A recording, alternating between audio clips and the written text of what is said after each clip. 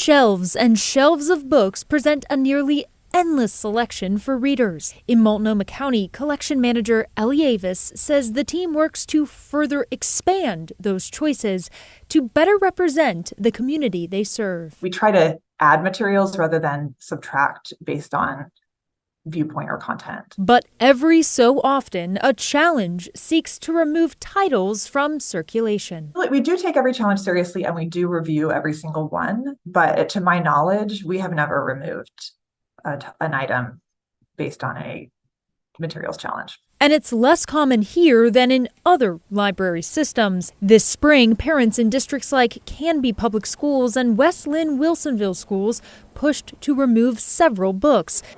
Other families and students fought back.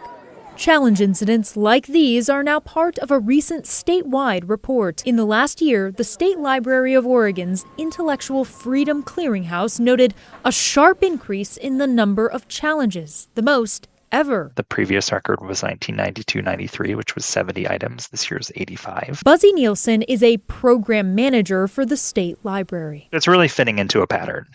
We were not surprised to see that this was a record year. Nielsen says in recent years, the most common topics challenged include books by or about LGBTQ plus individuals, or books the objectors consider sexually explicit. Challenged materials disproportionately are by or about people from underrepresented groups. So obviously LGBTQ plus, as I've been talking about, but also Black, Indigenous, and people of color. Very, very overrepresented in the list of books that are challenged. Mirroring Multnomah County, books or materials statewide rarely get pulled permanently. The library's really not doing its job if it's not serving all those people, just like, a police department or a fire department isn't doing their job if they don't serve everyone in their community. So I think that's something this is really important to keep in mind, is that, yes, there may be something in your local library that maybe you don't like, but that's okay. That means the library is doing its job.